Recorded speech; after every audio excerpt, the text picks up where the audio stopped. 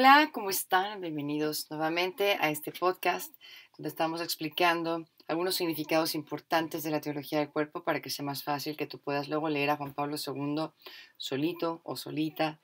Y hoy vamos a explicar dos términos importantes. Uno es el de la desnudez originaria y el otro va a ser la inocencia originaria. Y pues bien, primero, desnudez originaria.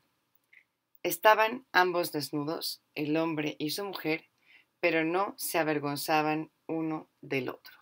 Aquí viene la gran pregunta, porque para nosotros, hombres y mujeres del siglo XXI, qué difícil, ¿no? No digo imposible, pero sí es difícil encontrarnos en esta situación o pensar en una situación donde uno pueda estar desnudo y no sentir vergüenza.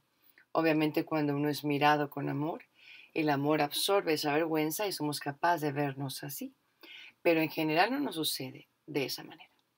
Y en realidad este concepto está dentro del hombre originario, allá donde tenemos a nuestros primeros padres justo antes de pecar y cómo ellos tenían la capacidad justamente de verse desnudos y no sentir vergüenza. Entonces, ¿qué querrá decir esta desnudez originaria? ¿Cuál es el significado fundamental de esta experiencia de fondo que tienen, que es tan contraria a nuestra historia, a lo que tú y yo no sabemos hacer? Y Juan Pablo II lo que nos va a explicar es justamente que se entiende bajo un criterio personalista, conforme a una dimensión de la comunión de personas que está dentro de nosotros y que nos ayuda a descubrirnos como varón o como mujer y vernos, pero al vernos, vernos con todo lo que somos, no quedarnos en lo externo, que es lo que nos pasa a nosotros en el mundo de hoy. ¿Cuántas personas son reducidas simplemente a su silueta o a una primera impresión? O aquello que tú ves por fuera de alguien no corresponde realmente a lo que es por dentro. Y en esta desnudez originaria, ellos tienen la capacidad de ver a la otra persona, percibirla exteriormente, pero en la plenitud. Es decir, eso que ellos perciben correspondía justamente a aquello que eran en su interior. ¿Por qué? Porque tenían la plenitud de la visión del hombre en Dios. Es decir, según la medida de la imagen de Dios. O sea, podían ver, imagínense esto, podían ver como Dios mismo nos ve. Es decir, Dios les compartió esa capacidad de descubrir la bondad de su obra, creados a imagen y semejanza de Dios. Entonces veían al otro y veían que estaba muy bien porque había sido hecho también a imagen y semejanza de Dios. Hay una quizá frase que va a resumir, y con esto concluyo desnudez originaria, es la frase que cuando doy los cursos trato de centrarme en ella. Si tuviera que resumir desnudez originaria, lo haría con la siguiente frase de Juan Pablo II que dice: ambos se ven y se conocen a sí mismos con toda la paz de la mirada interior que crea precisamente la plenitud de la intimidad de las personas y así alcanzan la comprensión del significado del propio cuerpo. Bien, ahora pasemos a explicar lo que es inocencia originaria. No quiere decir inocente de la manera típica en la que tú y yo comprendemos inocente. Muchas veces es como inocentes que, ay, no sé, le faltó malicia, pobrecillo, ¿no? Ay, es un inocente, se cree todas las bromas, ¿no? Caen todas las trampas que le ponemos.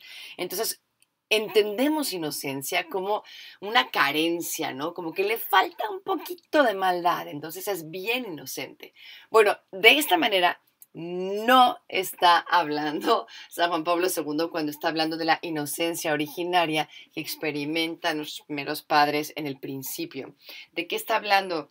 Bueno, justamente está hablando de esa originaria y beatificante inmunidad respecto a la vergüenza por efecto del amor. No sienten vergüenza debido a que pueden vivir el amor. Y esta inocencia entonces significa plenitud, ¿no? Plenitud de gracia que te permite comprender, obviamente, desde el amor, a la totalidad de la persona que tienes enfrente, porque estás participando en esa vida interior de Dios mismo, en su santidad, y entonces puedes existir en una recíproca relación del don desinteresado de ti mismo, porque tienes una particular pureza de corazón. Esto lo vivían nuestros primeros padres, porque obviamente no habían caído en el pecado, del que tú y yo tenemos mucha experiencia. Y también Juan Pablo II añade que esta experiencia tiene que ver también con una forma de espiritualización del compuesto de las fuerzas interiores del hombre. Recordemos que es la espiritualización y es lograr como esta armonía donde obviamente el espíritu va a tener el timón, pero hay una relación perfecta entre esas fuerzas que relacionan al cuerpo y al alma, quizá toda nuestra sensualidad, afectividad, espiritualidad, inclusive la sensibilidad a los dones del Espíritu Santo. Todo eso estaba perfectamente ordenado desde el amor y finalmente lleva en el mundo además una particular semejanza con Dios, con la cual Él trasciende y domina también su visibilidad en el mundo. Y finalmente termino, ahora sí concluyo después de explicarles estas dos palabras, con como una constatación, ¿no? Entender que este vivir la desnudez o la inocencia originaria nos hace imposible alcanzarla para un hombre histórico como tú y yo que está aprendiendo a amar y que sufrimos tanto pues los reveses de la concupiscencia y que sin embargo Juan Pablo II concluye diciendo no solo estamos, a causa de nuestra pecaminosidad, cerrados a la inocencia originaria, sino que al mismo tiempo estamos abiertos al misterio de la redención. Es que de verdad, si lo pensamos, nosotros obviamente tenemos como esta lucha por conquistar la vida de gracia, pero finalmente tenemos que reconocer que Cristo ya nos la ha conquistado con su redención, que este amor redentor del Hijo de Dios, que plenamente inocente cuelga desde la cruz en su desnudez, nos ofrece entonces a nosotros la posibilidad de reintegrarnos y nos abre la gracia de una nueva y más sublime santidad. De alguna manera, pudiéramos decir que nosotros, que ya estamos en esta como era posterior a la inocencia originaria o al hombre originario, por nuestra historia, podemos alcanzar esta experiencia de salvación, esta experiencia salvífica, y Cristo se va a convertir la llave, por decirlo así, que nos va a permitir llegar a la santidad. Nos va a permitir que la gracia triunfe sobre nuestro pecado y de alguna manera eventualmente reconquistar esta inocencia originaria, por decirlo así, aunque no con la perfección con la que lo vivieron nuestros primeros padres, sino con la perfección que nos regalará la redención y que cuando lleguemos al cielo viviremos en plenitud. ¡Wow!